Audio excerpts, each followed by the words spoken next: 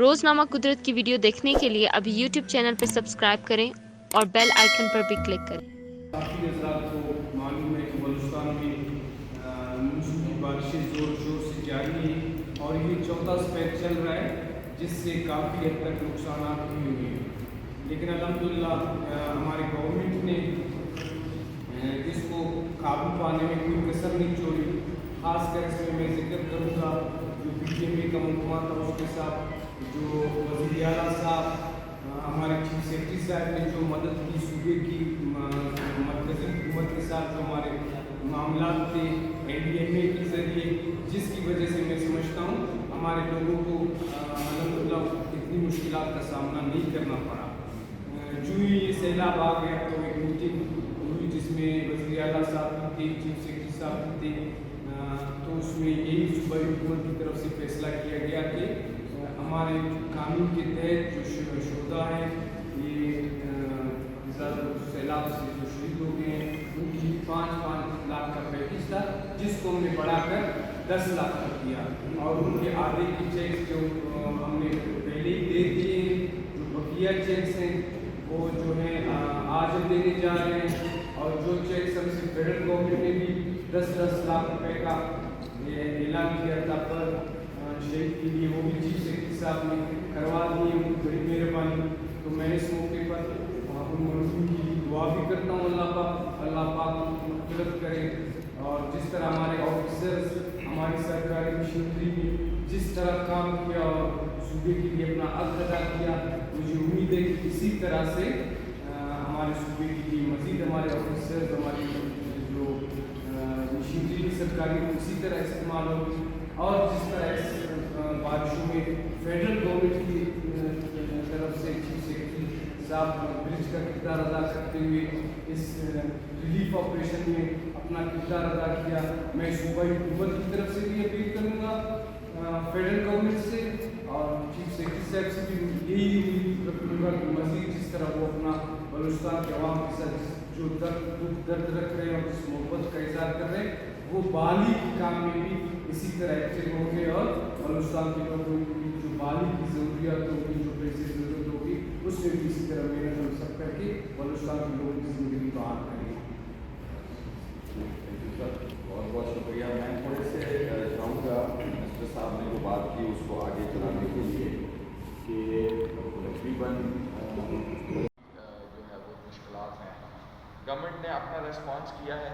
वो एक चीज़ को हमने ये लाजम किया कि गवर्नमेंट ऑफ बलूचिस्तान के जितने भी ऑफिसर्स हैं और जो ज़रूरत में जिनको इस वक्त रोल है, जिसमें सबसे ज़्यादा PDMA का है और फिर डिस्ट्रिक्ट लेवल पे डिप्टी कमिश्नर्स और कमिश्नर्स का है, और इसके अलावा हेल्थ महकमा सेहत है, और फिर इसी तरह लाइव स्टॉक डिपार्टमेंट है, इसी तरह महकमा इरिगेशन है, और इसी तरह वर्क्स एंड सर्विसेज के महकमे हैं। तो इन तमाम अफसरों को पिछले 1.5 महीने से वो पाबंद हैं कि 24 घंटे ड्यूटी पे मौजूद हैं। जिस वक्त वो आराम करते हैं तो उनका जो दूसरा नायब होता है वो मौजूद होता है और जो इमरजेंसी सिचुएशन है उसको हैंडल करते हैं। 30,000 से ज़्यादा खेमे हमने डिस्ट्रीब्यूट किए हैं और इतने ही तकरीबन राशन बैग्स जो है गवर्नमेंट ऑफ बलूचिस्तान ने दिए हैं। 8,000 के करीब खेमे हमें NDMA से आए हैं और इतने ही तकरीबन हमें राशन पैकेट्स आए हैं, और बाकी चीज़ें काफ़ी हैं जिनकी तादाद बहुत ज़्यादा है। वो एक एक चीज़ बताने की ज़रूरत भी नहीं है और डिटेल में मैं जाना भी नहीं चाहता। लेकिन जिस तरह मिनिस्टर साहब ने कहा कि जी बहाली का जो काम है रिहेबिलिटेशन का, तो उसमें अल्हम्दुलिल्लाह बलूचिस्तान ने लीड ली है। प्राइम मिनिस्टर ने हिदायत की थी कि ज्वाइंट टीम्स हों, ज्वाइंट वेरिफिकेशन हो, विज़िट करेंगे घरों की, और जो रकबा जो बागात को नुकसान हुआ है तो बलूचिस्तान ने लीड लिया। हमने सबसे पहले वो ज्वाइंट टीम्स नोटिफाई कर दी हैं। 26 ज़िलों को आफतज़दा करार दिया गया है। उसमें कुछ ज़िले बहुत ज़्यादा इलाके हैं, कुछ में कम हैं, जितनी यूसीओ में नुकसान हुआ है उसको आफतज़दा जो है वो उसको नोटिफाई किया गया है। सुपार्को की मदद से सैटेलाइट के ज़रिए भी ये वेरिफिकेशन की जा रही है। तो ये अब डबल चेक होगा, ग्राउंड में टीम्स जाएंगी और सैटेलाइट से उस डेटा को वेरीफाई किया जाएगा, और जो इंफॉर्मेशन सैटेलाइट से आती है उसको ग्राउंड के ज़रिए किया जाएगा।